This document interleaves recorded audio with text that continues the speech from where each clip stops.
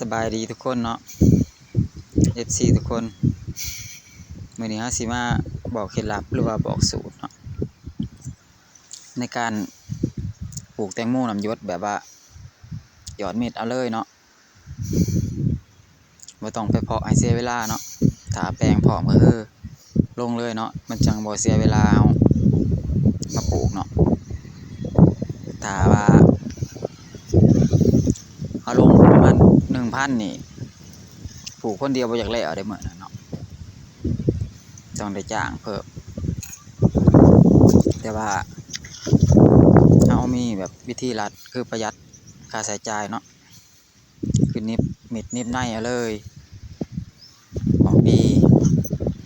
100% มีเคล็ดลับเล็กๆน้อยๆภูมิปัญญาชาวบ้าน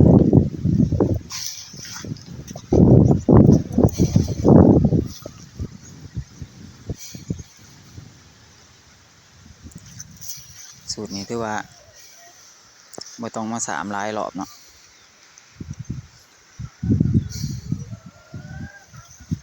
รอบเดียวผ่านไปเลยเนาะถือว่างอกแล้วก็สิบอกสูตรเฮ็ดจังได๋มันจังสิงอก 100% พร้อมมีเคล็ดลับเนาะเดี๋ยวเรามาเบิ่งกันเลยเนาะวิธีการนิ่มในก่อนอื่นเราก็ต้องแช่ในแช่มิดเนาะเอาลงน้ำอุ่นประมาณ 2-3 ชั่วโมงนี่แหละแล้วก็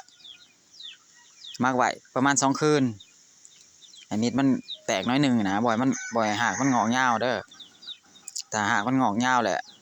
เพิ่นสิหักเฮ็ดยากคะแนนว่าให้มันแตกพอดีกับว่าลงดินซุ่มเลยนะเฮาหยดน้ำกันระบบน้ำหยดก็หยดน้ำไว้จัก2คืน3คืนให้ดินซุ่มบัดเฮามานี้เฮาบ่นี้ใส่บ่อนมันเปียกน้ำหยดใส่เฮามานี้ข้างๆ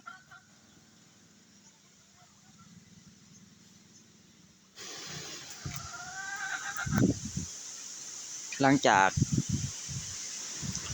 มันนิ่มได้แล้วเนาะประมาณ2คืนหรือ3คืนแล้วแต่ความชุ่มถ้าความชุ่มได้ก็สิประมาณ2คืน3คืนเพิ่นสิแตกขึ้นมาเนาะ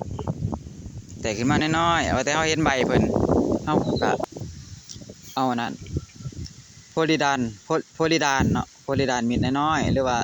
ผู้มื้อมันออกมาใหม่มันจะเป็นพาลูดอนนี่คือกันเนาะมาเทใส่ขวดแป๊บซี่ก็ได้เจาะหูเนาะเอาซ้ำหูตะปู10เนี่ยเอาก็มาเคาะใส่บีบนำเพิ่นก็สิเอาพอดีนะเพราะบ่ให้แมงไหม้มาไก่เพิ่นแต่เพิ่นยังน้อยเลยเพิ่นสิรอดเลยพี่น้องก็ว่าใบเพิ่นใหญ่ขึ้นมาสิออกยอดแท้ล่ะเฮาก็คอยฉีดเซฟวิน85กันแมงเต่าทองเนาะกันให้ดินมัดดินเอาเคล็ดลับขั้นตอนทำอิฐก็มีแต่แค่นี้แหละพี่น้องมีแต่ผักไปผ่านมาเห็นกับผักติดตามเนาะก็บอกว่านักลงทุนเกษตรก็ติดตามเฮ็ดตามได้เนาะเดี๋ยวสิหาเคล็ดลับความรู้ดีๆที่บ่ทันมีใครบอกมาบอกเนาะเคล็ดลับใหม่ๆว่าซั่นซะเพิ่งค้นพบในปีกายนี่สิมาเสนอให้อีกเนาะหลังจากอันนี้แหละขั้นตอนต่อไปแล้วเฮาก็สิพามาเบิ่งขั้นตอนต่อไปเนาะคลิปนี้ก็ขอจบแต่ขั้นตอนเพียงเท่านี้เนาะขอขอบคุณหลายๆ